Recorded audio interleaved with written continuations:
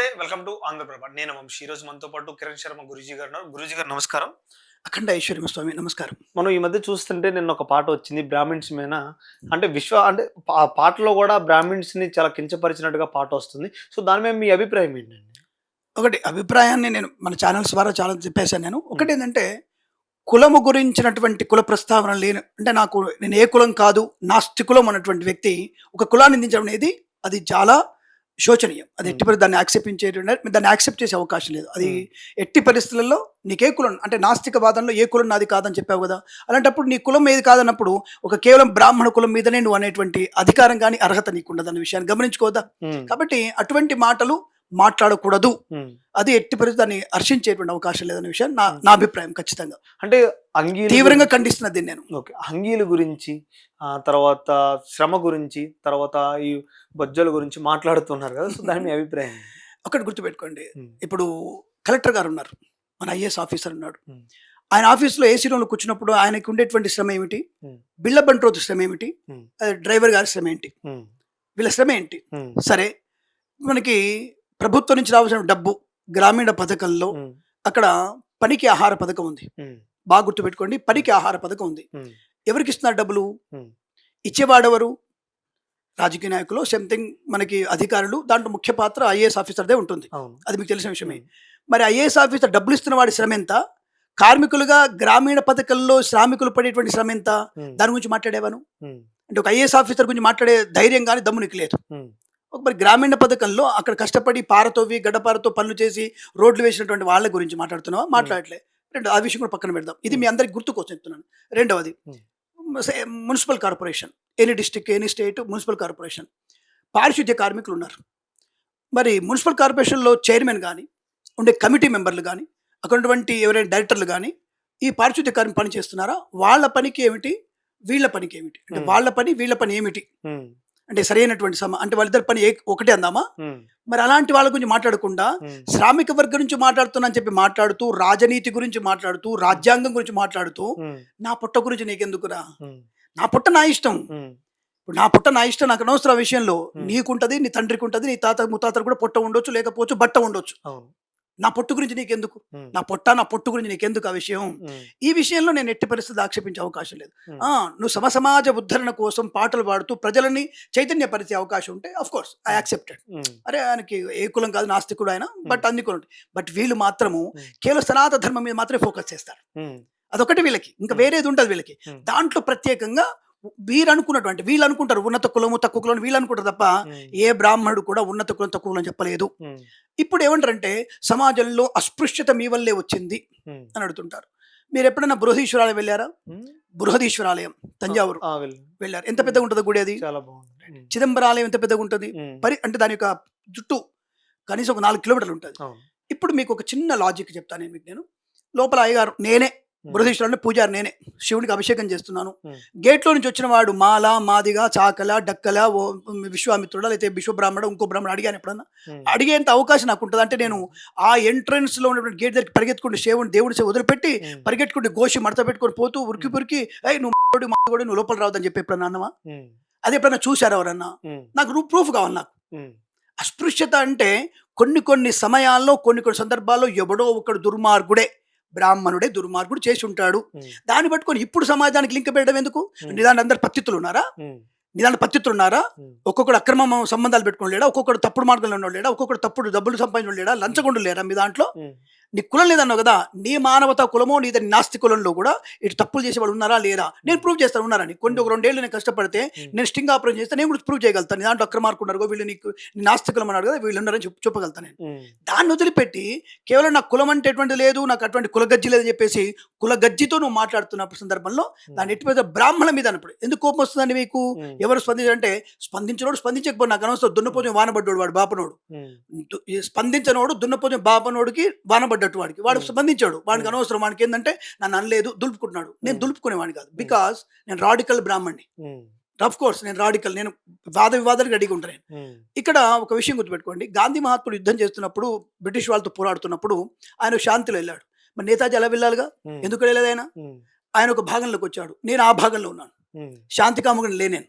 నేతాజీ దాంట్లో నేను ఉన్నాను. నేతాజీకి శిష్యుడిగా ఉన్నాను నేను. ఓకే. కాబట్టి నేను ఎవరైనా సరే ఇప్పుడు అన్ని గురించి మాట్లాడుతున్నప్పుడు ఇదే నాస్తికులు అనే వ్యక్తులు సనాతన ధర్మం గురించి కాకుండా మీకు ఎట్టి పరిస్థితులలో ఈ ముస్లిమ్స్ గురించి, క్రిస్టియన్స్ గురించి తోపేందుకు పెట్టుకుంటాడు, దాంట్లో పుల్లు ఎందుకు, వాడి కత్తి ఎందుకు అని అడిగిన ఎప్పుడన్నా? వీళ్ళేం శ్రమ పడరు, వీళ్ళేం చేయరు, వీళ్ళు పోయి 2 నిమిషాలు కూర్చుంటారు వస్తారు అని చెప్తున్నావు. వచ్చేసి ముస్లిం అల్లా అని చెప్పేసి స్వామి ప్రార్థన చేస్తాడు, ఏం శ్రమ పడరు అనగలుగుతాను. క్రిస్టియన్ గురించి నువ్వు మాట్లాడగలుగుతావా? అంటే నీకు నాస్తికుడు అని చెప్పేసి ధర్మం గురించి అంటే సనాతన ధర్మం గురించి మాట్లాడుతాను. అందులో బాపునోడు ఈజీ దొరికాడు నీకు. నా పొట్ట గురించి, నా జంధ్యం గురించి. అంటే నా జంధ్యం అంటే నీకు భయం. నా జంధ్యం అంటే ఏమిటంటే జ్ఞానం అని అర్థం. అంటే జంధ్యాన్ని చాలా గొప్పగా మీరు చూస్తూ ఉంటారు దాన్ని. నిత్య నైమిత్తిక కామ్య కర్మానుష్ఠానికి ఒక పవిత్రమైనటువంటి 40 రోజులు వేసుకున్నటువంటి అయ్యప్ప దీక్ష ఎంతనో దానికి మించింది ఈ యొక్క జంధ్యం.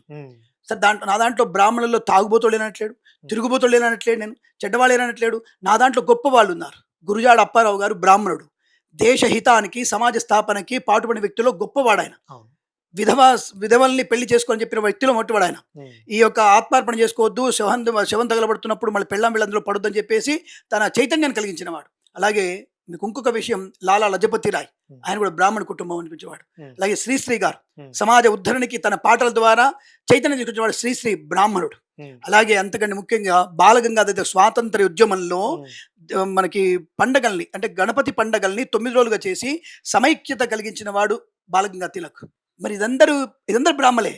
మరి వీళ్ళందరి గురించి నువ్వేం మాట్లాడుతావు? ఇప్పుడు అస్పృశ్యత ఉన్నటువంటి నువ్వు చెప్తున్నావు కదా, ఇప్పుడు ఉన్నటువంటి అప్పుడు ఎప్పుడో ఎవడో ఒకటి చేస్తే, ఎక్కడో ప్రాంతంలో చేస్తే దాన్ని తీసుకొచ్చి అందరికీ కులాలకి అంటగట్టేసి కులగజ్జితో నువ్వు మాట్లాడుతూ నేను ఏ కులం కాదు నాస్తి కులం అని చెప్పేసి వంకరటిక్కర మాట్లాడి చదువుకున్నా అన్నటువంటి భావనతో ఉన్నాను. కేవలం భావన, భ్రమ. అది చదువుకున్న భ్రమ. కానీ మేము అంతకంటే చదువుకున్నాం.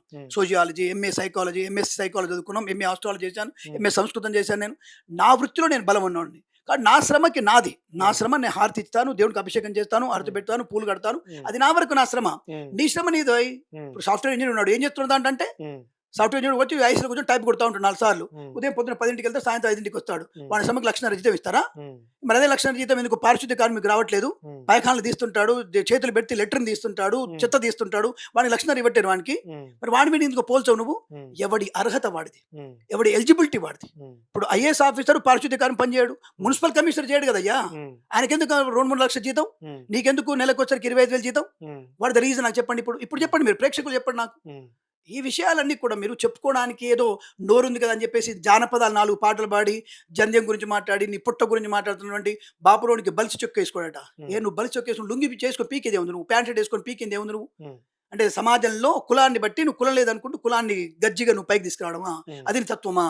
కాబట్టి దాని గురించి నేను ఎట్టి పరిస్థితుల్లో ఆయన సారీ చెప్పాల్సిందే, ఆ పాటను డిలీట్ చేయాల్సిందే. ఇది చాలా తీవ్రమైనటువంటి అది క్రమశిక్ష అంటే దేశ సార్వభౌమత్వంలో మాకంటూ ఒక మాకు కూడా కొంచెం స్వేచ్ఛ ఉంటుంది మాట్లాడడానికి, మా పూజలకి, భగవంతుని సేవ చేయడానికి. మాకు సుప్రీంకోర్టే మమ్మల్ని అడ్డు చెప్పదు.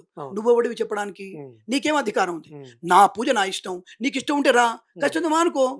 ఇప్పుడు రైతుల గురించి మాట్లాడుతున్నావు, సంతోషం. రైతులకి ప్రోత్సాహం చేయడానికి సేంద్రియ ఎరువు అని చెప్పు, రసాయనాలు ఎందుకు? సేంద్రియ ఎరువు అని చెప్పు, సేంద్రియ ఎరువుల వల్ల మంచి బలం వస్తుందని చెప్పు, భూమి సాంద్రం చెప్పు, వృక్షాలు పెంచమని చెప్పు. ఇవన్నీ చెప్పకుండా మద్యపానం మానేమా ముందైతే నువ్వు ప్రతి దగ్గరికి వెళ్ళి తాగుబోతు నువ్వు తాగకురో, ఒరి తాగుబోతు నువ్వు తాగకురో, తాగి ఊగకురో, ఆ డబ్బులుంటే పెళ్ళానికి బంగారం వస్తురు అని పాటలు పాడు. సపోర్ట్ చేస్తారు అలాంటి చేస్తే నేర్చులు కదా, అతనికి తప్పకుండా సపోర్ట్ చేస్తాం. జన చైతన్యంలో నువ్వు చేయడానికి వద్దని చెప్పట్లే. సనాతన ధర్మం మీద, కులం మీద నువ్వు పడేయడం అనేది, నా దేవుడిని తిట్టడం అనేది అర్హత నీకు లేదు. ఒకవేళ అందరు తిడుతున్నావు, సరే మంచివాడయ్యా అని చెప్తున్నావు, అందరినీ అలాగే చూస్తున్నావా? అంటే ఇతర మతాలను అట్లాగే చూస్తున్నావా? చూడు, నా మతం మీద ఎందుకు పడుతున్నావు? కేవలం ఎందుకు సనాతన ధర్మం గురించి ఎక్కువ మంది మాట్లాడుతున్నారు, ప్రశ్నిస్తూ ఉంటారు అంటే మీరేం చెప్తారు? అంటే ఒకటి ఏంటంటే ఐరావతం పోతుంది. ఐరావతం అంటే గొప్ప ఏనుగు పోతుంటే కుక్కలు మురుగుతాయి కదా అని తుడిచిపెట్టుకుపోతున్నారు కొంతమంది. నేనేమంటే ఇలాంటి వీధి కుక్కలు ఒకటిగా అయిపోతే మనిషిని చీల్చి చంపేస్తాయి. అటువంటి కుక్కలు నేను ఇప్పుడు నాలో మొదలైంది. ఇప్పుడు 100 మందిలో నేను ఒక్కడిని మొదలైన ఇప్పుడు రైట్, నాతో పాటు ఇంకో 10 మంది వస్తారేమో, 10 మంది 100 మంది అవుతారు, 100 మంది 1000 మంది అవుతారు, బ్రాహ్మణ సంఘాలు ఏకమవుతాయి. తప్పకుండా దీనికి ఒక రకమైనటువంటి సీరియస్నెస్ తీసుకొచ్చే అవకాశం ఉంటుందిగా, దానివల్ల ప్రయోజనం ఉంటుందిగా. ఇప్పుడే ఒక్కడితో ప్రారంభం అవుతుంది. అది ఇప్పుడు నేను ఒక్కడే అనుకుంటున్నాను. నేను నా వల్ల అంటే ఇంత సిచ్యువేషన్ జరుగుతున్నా కూడా తక్కువ బ్రాహ్మణ్సే ఇప్పటి వరకు టీవీ షోలు ఎక్కడైనా మాట్లాడుతూ కనిపిస్తున్నారు ఎలాంటి జరిగినప్పుడు. సో అంటే మీ ఇప్పుడు జంధ్యం గురించి మీరు ఎంత గొప్పగా చెప్పారు, ఆ మాటలన్నా కూడా ఎందుకు పట్టించుకోవట్లేదు అంటే అవసరమా మనకి, సరేలే ఎందుకు అనుకున్న అన్నట్టు పోతుంటారు. ఏనుగు పోతుంది కాబట్టి కుక్కలు ముడతాయని అనుకుంటున్నారు వాళ్ళు. అంతే. కానీ వీధి కుక్కలు ఎక్కువైపోతే ప్రమాదం అని తెలుసుకోవట్లేదు వారు. ఆ తెలుసుకున్న రోజు బయటకు వస్తారు అందరు కూడా. అందుకే ఆయన నాలాంటోడు ఒక్కడు మొదలెట్టాడు, కడుగేశాడు ఆ! నేతాజీలాగా. ఆ! నాకు కొంత సైన్యం ఉంటుంది. ఆ సైన్యంతో బయటకు వచ్చి మేము అంటే ఎవరిని చెడు పట్టట్లే. నేను సారేని రమణ కూడా చెడు పట్టట్లే. అసలు వాళ్ళకి అది ఆ మిడిమిడి జ్ఞానంతో ఆ పాటలు పాడారు. ఓకే. ఏదో హైప్ వచ్చింది. అది ఇప్పటి పాట కాదు నాకు తెలిసి. ఎప్పుడుదో పాట అది. హుహు. ఇప్పుడు హైప్ వచ్చింది. ఎవడో ఒకడు దాన్ని ఏదో దానికి స్పర్ధ తీసుకొచ్చాడు. స్పార్క్ వచ్చింది. బయటకు వచ్చిన విషయం. హ్మ్. కానీ ఇది నేనేమంటానంటే ఇలా అనేక మంది ఉన్నారు. హ్మ్. ఇప్పుడే కాదు. చంద్రగుప్తుడు ఉన్నప్పుడు అలాంటిది జరిగింది. హ్మ్. చాణక్యుడు అవమానపడ్డాడు. హ్మ్. చాణక్యుడు అవమానపడి తను రాజయ్యేటువంటి యోగం ఉన్నా, యోగ్యత ఉన్నా తను రాజవ్వల. హ్మ్. తను మంత్రి కూడా లేడు. రాజ్యం వచ్చిన తర్వాత చంద్రగుప్తుడిని అమాయకమైనటువంటి చంద్రగుప్త మౌర్యుని చేసి చక్రవర్తిని చేసి ఆ యొక్క చాణక్యుడు వెనక్కి వెళ్ళిపోయాడు. హ్మ్. నాకు ఆ రాజ్యం వద్దు, దాని పదవి నాకు వద్దని చెప్పేసి. హ్మ్. అంటే అప్పటి నుంచే ఇటువంటి తత్వం ఉన్న వాళ్ళు విన్నారు. ఆ రాజు చంద్రగుప్తుడి అన్న పెద్ద అన్న చంద్రగుప్తుని జుట్టు పట్టుకొని వీధిలో తోసేశాడు. హ్మ్. అప్పుడు పగబడ్డాడు ఆయన. ఎట్టి పరిస్థితుల్లో నీ తమ్ముడినే మహారాజుని చేస్తా, చక్రవర్తి చేస్తా చెప్పి శపథం ఇచ్చేసి జుట్టు కూడా ముడేసుకోలేను. అంటే అప్పటి నుంచే అసమంజసమైనటువంటి బాధతో ఉన్న వాళ్ళు బ్రాహ్మణులే. హ్మ్. కాబట్టి అటువంటి బ్రాహ్మణులకి ఒకప్పటి కాలం మారిపోయింది. హ్మ్. బట్ ఒకటే చెప్పదలుచుకున్నాను నేను, we are not in reservation category. Okay. We are without reservation category. Hmm. We have a talent. We will prove our self. Hmm. ఇది ఖచ్చితంగా నాకు నా పిల్లలకి అదే చెప్తాను కదా. హ్మ్. మేము మీకు రిజర్వేషన్ వచ్చినా మేము పట్టించుకోవాలా. హ్మ్. అవసరం లేదు. అరే బుద్ధి ఉన్నవాడికి, టాలెంట్ ఉన్నవాడికి వేదాతో సహాయం అవసరం లేదు. మాకు హ్మ్. అవసరం లేదు. ఇప్పటికి అది ఎప్పటికీ అవసరం లేదు. హ్మ్. బిచ్చమెత్తుకుని బతుకుడు తప్ప ఒకళ్ళ మీద ఆధారపడి బతకడు వాడు ఎప్పుడు కూడా. బ్రాహ్మడు అనేవాడు. హ్మ్. బ్రాహ్మడు అంటే ఎవరు ఇప్పుడు మీరు? హ్మ్. జ్ఞానవంతులు. హ్మ్. జ్ఞానం ఉన్నవాడు అడుక్క తినను కూడా తినాడు. హ్మ్. కడుపుతో మాల్చేస్తాడు. మాకున్నటువంటి దేవుడు వరం ఏంటంటే హ్మ్. ఉపవాసం ఉండగలిగే శక్తి మాకు ఎక్కువ ఇచ్చాడు. హ్మ్. మాలల్లో కూడా అంటే మా దాంట్లో కూడా బ్రాహ్మణ కుటుంబాల్లో బీదరికం ఉన్నవాడు చాలా మంది ఉన్నారు స్వామి. అవును. మీరు నార్త్ ఇండియాకి వెళ్ళండి, ఉత్తరప్రదేశ్లో రిక్షా పుల్లర్స్, ఆటో వాళ్ళు, పారిశుద్ధ్య కార్మికులు ఇప్పటికీ ఉన్నారండి. అది తెలియకుండా మాట్లాడేటువంటి మూర్ఖులు కొంతమంది ఉన్నారు ఇక్కడ. హ్మ్. కొంతమంది బైరి నరేష్లని, కొంతమంది గోగినేళ్ళని, కొంతమంది మిగతా వాళ్ళు కేవలం సనాధర్మంలో బ్రాహ్మణుల మీద పడేటి వాళ్ళు, జ్యోతిష్యం మీద పడేటు, ఇది సైన్స్ అనే విషయం తెలియకుండా మాట్లాడే వ్యక్తులు చాలా మంది అయిపోయారు. హ్మ్. కాబట్టి అందరిని ఉపేక్షించే టైం దాటిపోయింది. ఇప్పుడు అంతటి ఓపిక మా దగ్గర లేదు. మా పిల్లలు మమ్మల్ని ప్రశ్నిస్తున్నారు. హ్మ్. మా పిల్లల్ని కూడా మేము ఒక రాడికల్ టైప్ ఆఫ్ విధానంతో పెంచుతున్నాం. సంస్కారవంతంగా, సంప్రదాయబద్ధంగా, బ్రాహ్మణత్వంతో, జ్ఞానవంతులుగా, ప్లస్ ధైర్యంగా పోరాడగలిగేటువంటి శక్తిని మని ఒక రకంగా చండ్ర పుల్లారెడ్డి, మీకు ఐడియా ఉందో లేదో, హ్మ్.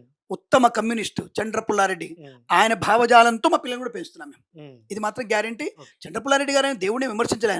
ఆయనకి రాజకీయంలో ఉన్నటువంటి సమానతత్వం కావాలని ఆయన పోరాటం చేశాడు ఆయన. హ్మ్. కాబట్టి కమ్యూనిస్టులలో కూడా దేవుడు నమ్మేవాళ్ళు చాలా మంది ఉన్నారు. ఇప్పటికీ బోనాలు ఎత్తుకుంటారు వాళ్ళు. అవును. వాళ్ళ ఇళ్ళలో ఇప్పటికీ పెళ్లిలు జరుగుతూనే ఉంటాయి. హ్మ్. వాళ్ళ ఇళ్ళలో పుస్తలు కడుతూనే ఉంటారు, తాళి కడుతూనే ఉంటారు, మెట్టెలు ఉంటూనే ఉంటాయి. హ్మ్. అది కాదనడానికి ఎవరు లేరు. హ్మ్. ఏ కొద్ది మందో నాస్తికులం మనం పెళ్లి చేసుకోవద్దు అనుకుంటారు కానీ మ్యాక్సిమం టు మ్యాక్సిమం నక్సలైట్లో కానీ ఇతరత్ర వాళ్ళలో కానీ తప్పకుండా సంప్రదాయబద్ధంగా పెళ్లి చేసుకునే వాళ్ళు ఇప్పటికీ ఉన్నారు. తాళి కట్టే వాళ్ళు ఇప్పటికీ ఉన్నారు. హ్మ్. సంప్రదాయం అది, సంస్కృతి అది. దాని ఎందుకు అవును. మర్చిపోతాడు? అవును. సంస్కృతి వేరు, సమాజ స్థాపన వేరు. హ్మ్. ఈ రెండింటి గురించి వేరు వేరు మాట్లాడాలి మీరు. హ్మ్. రెండింటి కలిపి మాట్లాడితే మాత్రం హ్మ్. అది నువ్వు అనామకులు అవుతావు. హ్మ్. మీ నాస్తికులము, మానవకులం కాదు, అనామకులు అవుతావు. కాబట్టి ఓకే. అది ఆలోచించుకుంటే చాలా మంచిది. ఇక మీదటైనా సరే నోరు జారే ముందు ఒళ్ళు దగ్గర పెట్టుకుంటే మంచిది. హ్మ్. నోరు జారితే ప్రమాదంలో పడుతున్న విషయం తెలుసుకోవాలి. ఈయనొక్కడే కాదు, హ్మ్. ఈయనతో పాటు ఇంకా భావజాలంతో మాట్లాడుతున్నాం మేము. బాపును ఇదంటే అది పడుతుంది, ముందర కుండ ఉందంటే నీకు వెనక బండ ఉంది. వెనక ఎవడంటాడు నిన్ను? హ్మ్. నాకు ముందర పెరిగింది, నీకు వెనక పెరిగింది. హ్మ్. అంతే కదా. నాకు హ్మ్. ముందర బలిసింది, నీకు వెనక బలిసింది. ఈ మాట వస్తుంది కదా. నేను ఎందుకు ఊరుకుంటాను? ఊరుకోను. హ్మ్. నా కుండ గురించి మాట్లాడు, నా జంజి గురించి మాట్లాడవు. నువ్వు లుంగి కట్టుకొని ప్యాంట్ వేసుకొని పీకింది ఏమో చెప్పరాదు. హ్మ్. నీ వల్ల దేశానికి ఏమో చెప్పరాదు. హ్మ్. కొంతమంది కనీసం ఒక 50 మెంబర్స్కి అన్నం పెట్టావా? హ్మ్. నేను పెట్టాను. హ్మ్. నేను పెట్టాను 10 మందికి అన్నం. హ్మ్. నా కింద 9 మంది శిష్యులు ఉన్నారు. హ్మ్. 9 మందికి అన్నం పెట్టాను. హ్మ్. నేను మీ దగ్గర ఒక వ్రతం చేశాను, సత్యనారాయణ వ్రతం. హ్మ్. ఆ వ్రతం చేస్తే నాకు 1000 రూపాయలు వస్తే నా శిష్యుడికి 200 పంచాను. హ్మ్. నాలో 9 మంది శిష్యులు నాకున్నారు. హ్మ్. ప్లస్ నా దగ్గర 10 మందికి ఉద్యోగం కల్పిస్తున్నాను నేను. హ్మ్. అది నా స్థాయి. హ్మ్. మరి నీ వల్ల ఏమొచ్చింది? హ్మ్. చూపి నాకు ఏదైనా ఒకటి. హ్మ్. నీ పాట వల్ల ఏమైనా వచ్చిందా? భజన చేసుకోవడానికి వచ్చిందా? గద్దెలు గడు ఎరడానికి సరిపోయిందా? హ్మ్. ఇలాంటి మేము కూడా చేయగలుగుతాం. బాపనోడు గజ్జె గడితే బాపనోడికి వచ్చేటువంటి పదాలు, మాటలు డిఫరెంట్‌గా ఉంటాయి. హ్మ్. ఆ పదాలు కొద్దిగా జాగ్రత్తగా ఉంటాయి. నీలాంటోడికి అర్థం కాకుండా కూడా ఉంటాయి. అది హ్మ్. జ్ఞానం అంటే. కాబట్టి అర్థం చేసుకుంటే మంచిది. దీని గురించి హిందువుల గురించి మాట్లాడే వ్యక్తుల గురించి గాని, బ్రాహ్మిన్స్ గురించి మాట్లాడే వ్యక్తుల గురించి మీరేం చెప్తారు చివరగా చెప్పాలనుకున్న వ్యక్తులకి? ఒకటే విషయం. నన్ను బతకని. హ్మ్. నువ్వు బతుకు. హ్మ్. నా గురించి అనవసరంగా నువ్వు అవాకులు, చవాకులు పేలకు. హ్మ్. నీ గురించి అసలు ఎప్పుడు కూడా బ్రాహ్మణుడు అనేవాడు ఇంకొక వ్యక్తి గురించి గాని, మతం గురించి గాని మాట్లాడడు. ఎక్కడైనా మీరు అది చూపించండి, మాట్లాడడు. రెండోది వీళ్ళందరూ ఏమంటారంటే రాజ్యాంగం తీసుకొస్తారు. అంటే రాజ్యాంగం తీసుకొస్తారు. అంటే అంబేద్కర్‌ని తీసుకొస్తారు. అంబేద్కర్ అస్పృశ్యత అనేటువంటి మాటలు మాట్లాడతారు. టు బి హానెస్ట్ ఇప్పుడు మన ఆంధ్రప్రభ ఛానల్ చూస్తున్న వ్యక్తులు ఎవరైనా సరే, మీరు బాగా గుర్తుపెట్టుకోండి. 1942 మన 47లో మనకి ఆహ్, సెపరేట్ అయిన తర్వాత హ్మ్. రాజ్యాంగం 1950 రాస్తున్నప్పుడు దాదాపుగా మనకి 250 మందో ఎంతోమంది ఉంటారు. అవును. పార్టిషన్ కాకముందు. పార్టిషన్ అయిన తర్వాత 299 మెంబర్స్ ఉన్నారు. Hmm. 299 మెంబర్స్ ఉన్నారు. ఉమ్, మీకు బాగా గుర్తుపెట్టుకోండి. Go and search Andhra Prabha team వాళ్ళు సెర్చ్ చేయండి. ఉమ్, 299 మందిలో ఎంతమంది బ్రాహ్మణులు ఉన్నారు రాజ్యాంగం రాసిన వాళ్ళ దాంట్లో. ఉమ్, మీరు టెస్ట్ చేయండి. మీరు కొట్టండి దాంట్లో. మీరు లేదంటే రాజ్యాంగం కొనుక్కో చూడండి దాంట్లో. ఉమ్, 76 మంది ఉంటారు దాంట్లో. ఉమ్, 76 మంది బ్రాహ్మలే ఉంటారు. అంటే మోర్ దెన్ 25%. ఉమ్, 25% ఉండే బ్రాహ్మణులలో ఇతర చైర్మన్లు అందరూ కూడా ఒకళ్ళిద్దరు బ్రాహ్మణ చైర్మన్ తప్ప మిగతా కమిటీలు అన్నిటికి కూడా ఉమ్, ఇతర కులాల వాళ్ళే ఉన్నారు. ఉమ్, ఇది ఛాలెంజ్ మీకు. Um, even though drafting committee chairman మీరు అనుకున్నటువంటి భీమరావు, ఉమ్, ఇది అంబేద్కర్ అనే పేరు బ్రాహ్మణ పేరు. అంబేద్కర్ పేరు బ్రాహ్మణ పేరు అది. ఓకే. అంబేద్కర్ రెండవ భార్య బ్రాహ్మణ ఆవిడ. ఓ. ఈ అంబేద్కర్ ఎలా వచ్చాడు అంటే తనకి స్కూల్లో అస్పృశ్యత లాంటివి వచ్చినప్పుడు అంబేద్కర్ అనే మాస్టర్ బ్రాహ్మణుడు ఉండి ఆయన పేరుని నీకు ఇచ్చి నువ్వు నా వాడివే అని చెప్పి తీసుకొని హక్కును చేర్చుకొని నిన్ను స్కూల్లో జరిపించాడు. ఉమ్, అప్పుడు అస్పృశ్యత ఉంటే నీకు పాఠం జరిగేదా? ఉమ్, నువ్వు పీజీకి వెళ్ళేవాడివా? ఉమ్, ఏం మాట్లాడతారు స్వామి? ఉమ్, రాజ్యాంగం గురించి మాట్లాడుతున్నారు. 76 మెంబర్స్ ఉన్నటువంటి బ్రాహ్మణులు తలుచుకుంటే అప్పుడు అస్పృశ్యత కనుక ఉంటే మిమ్మల్ని చైర్మన్లుగా చేసేవాళ్ళ? ఉమ్, మరి ఇదంతా మీరు ఎందుకు మర్చిపోతారు? అంటే ప్రజలకి లేని విషయాన్ని క్రియేట్ చేస్తారు. నువ్వు అంటే బుక్లా పట్టుకొని అందరు కూడా రాజకీయ నాయకులు రాజ్యాంగం ఉమ్, ప్లీజ్ దాని అంటారు ప్లీజ్ సేవ్ ఏదో అంటారు దాన్ని. ఏదో ఉమ్, అరే కాన్స్టిట్యూషన్ సేవ్ అంటారు, సేవ్ అంటారు. అదే సేవ్ చేసిందిరా? దాంట్లో స్పష్టంగా రాసింది రిజర్వేషన్ల category 10 years, then 20 years, then 30 years, ఇప్పుడు 75 రాజ్యాంగం జరుగుతోంది. మరి పోనీ ఈ రాజ్యాంగంలో మీరు ఉన్నటువంటి విధానంలో మీరు రిజర్వేషన్ పాటిస్తున్నారు కదా, మరి మీకు ఒక అంటే 50% రిజర్వేషన్ ఉంది కదా, మీరందరూ మీ కుటుంబం వాళ్ళని అనుభవిస్తున్నారుగా. ఒకే కుటుంబం వాడు, ఉమ్, తాత ముత్తాత కొడుకు కొడుకు కొడుకు కొడుకు వీళ్ళే తప్ప పోనీ మీ కుటుంబంలో ఇంకొకరికన్నా రిజర్వేషన్ ఇస్తారా? వదిలిపెట్టుకోండి, ఉమ్, ఇంకోటికి ఇవ్వండి.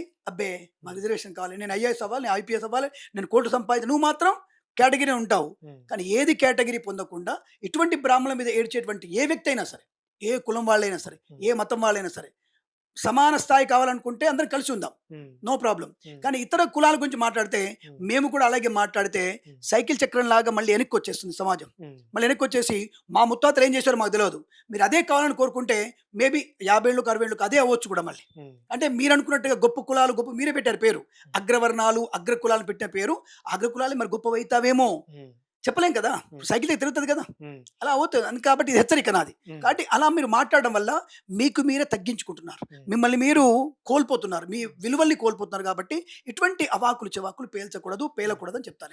ఇప్పటికీ కొన్ని టెంపుల్స్ లో మనం కొన్ని ఊళ్ళలో చూస్తే చిన్న చిన్న గ్రామంలో అంటే ఎస్సీ ఎస్టీ వాళ్ళు టెంపుల్కి వెళ్ళే అవకాశం రాదు, వెళ్ళకూడదు మీరు అని కొన్ని సినిమాలు వచ్చినాయి. అలాంటి ఇంకా చూస్తున్నాం, ఇంకా జరుగుతున్న వాటికి మీరేం చెప్తారు మరి? సినిమాలో చాలా మంది చెప్తారు బా, సినిమాలో ఇప్పుడున్న చెప్పేటువంటి లెట్ మీ ఫినిష్. ఆ. సినిమాలో చాలా మంది చెప్తారు అవి కథలు అవన్నీ కూడా. ఉమ్, ఆ కథలు నిజం అనుకుంటే మీరు ఉమ్. ఈ రుద్రవీణ సినిమా కాదు, ఉమ్. అలా రుద్రవీణ సినిమా లాంటివి అయితే ఆ హీరోలు ఆ ప్రేమ పెళ్లిని ఎందుకు వీళ్ళు పోగొట్టుకున్నారు, వద్దనుకొని మళ్ళీ వాళ్ళ ఇంటికి తెప్పించుకున్నారు, ఉమ్, ఇది మాట్లాడాల్సి వస్తాను నేను. ఉమ్. సినిమాలు వేరు, నిజ జీవితం వేరు. నిజ కాబట్టి జీవితంలో కూడా ఉన్నాయి కదా ఇంకా ఆ, చిన్న పల్లెటూరు. ఎక్కడ ఉంది?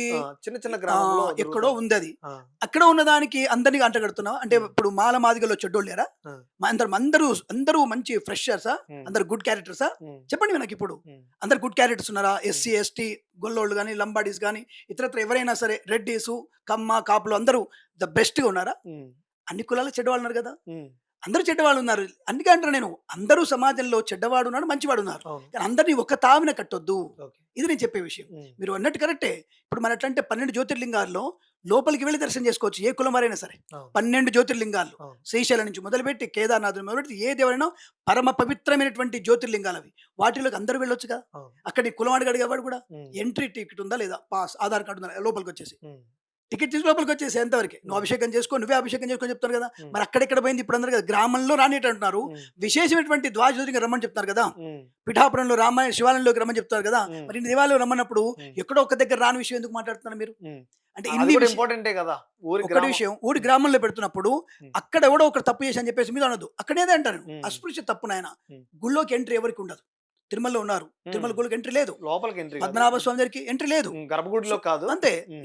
ఈ దేవాలయంలో మనకి ఉన్నారట, చేశారట, అయ్యిందట అటనే అంటుంది తప్ప there is no proof. Okay. అక్కడ ప్రూఫ్ లేదు మనకి. ఉమ్, ఎవడో ఒకడు వచ్చేసి నన్ను రానిలేదంటే కుదరదు. ఉమ్, టీవీ ముందుకు వచ్చేసి లేదు నేను మొన్న గుడికి పోయినా నన్ను కిరణ్ శర్మ లోపల రానిలేదు, నన్ను గేట్ పెట్టి పెట్టాడు, ఈ కథలు నాకు వద్దు. ఓకే. I need proof.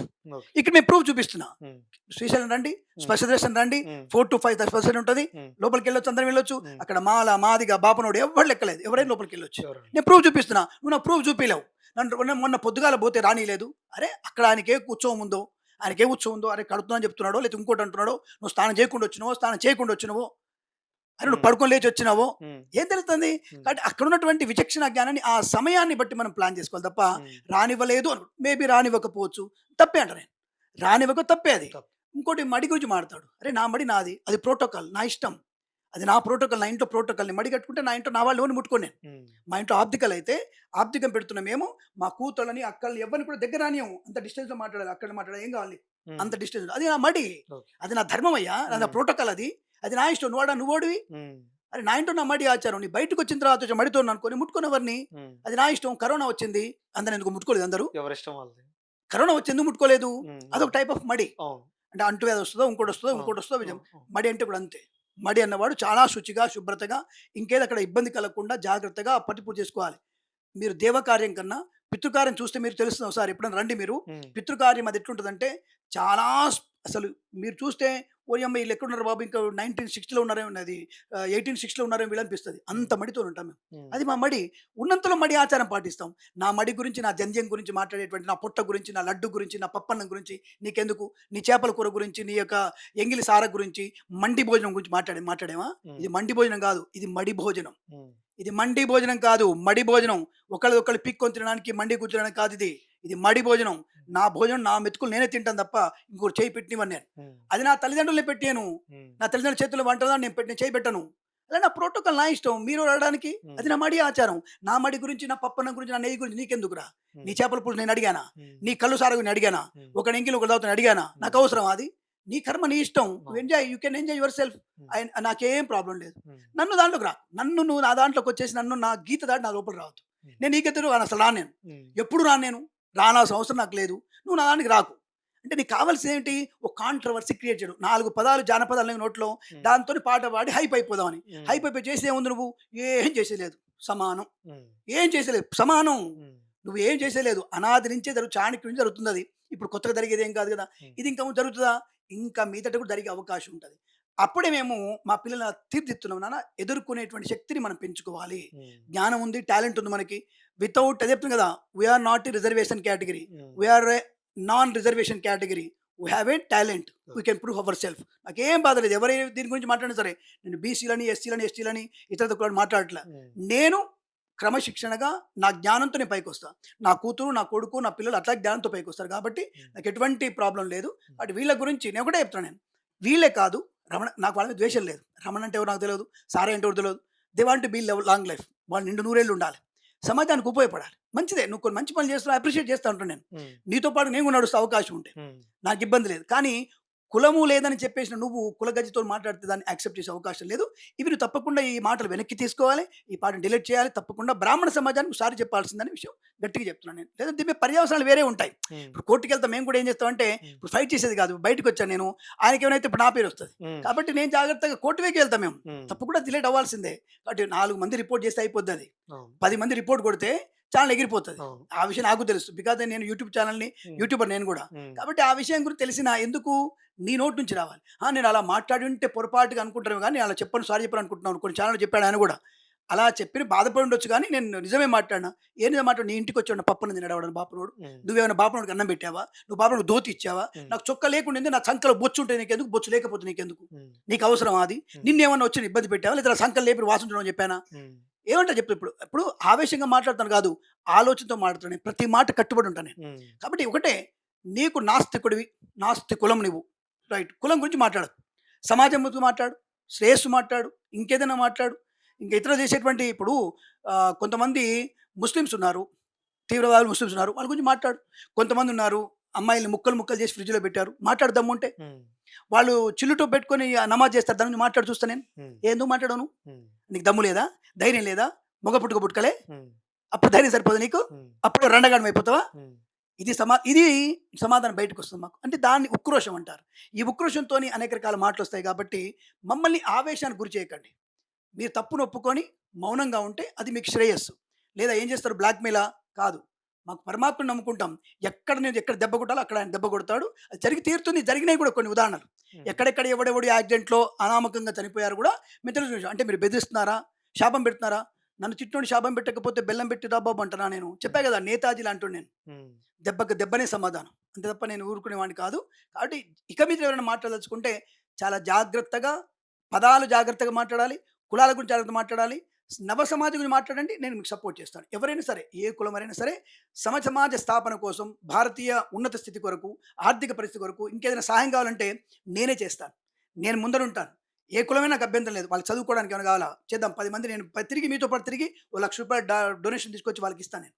రండి నాతో పాటు రండి. నేనే 10 పూజలు చేసి మీకు దాంట్లో 10% మీకు డొనేషన్ ఇస్తాను నేను. అది సమాజ స్థాపన అంటే. అది కులం గురించి మాట్లాడట్లేగా. ఒక గవర్నమెంట్ స్కూల్ ఉంది. బెంచ్‌లు కావాలా తీసుకుందాం పదండి. హ్మ్. అందరం కలుద్దాం. డొనేషన్ వసూలు చేద్దాం. హ్మ్. నేను దేవాలయం దగ్గరికి వస్తా పదండి. హ్మ్. పెద్ద పెద్ద వాళ్ళు వస్తారు. సార్ డొనేషన్ 4 స్కూల్ కావాలి హ్మ్. పిల్లలకి. తీసుకొద్దాం. హ్మ్. మీ పేరు మీరు ఇచ్చేయండి. హ్మ్. మీ సారయ్య, రమణయ్య పేరు మీరు ఇచ్చేయండి. నాకు అభ్యంతరం, నాకేం పేరు అక్కర్లేదు అక్కడ.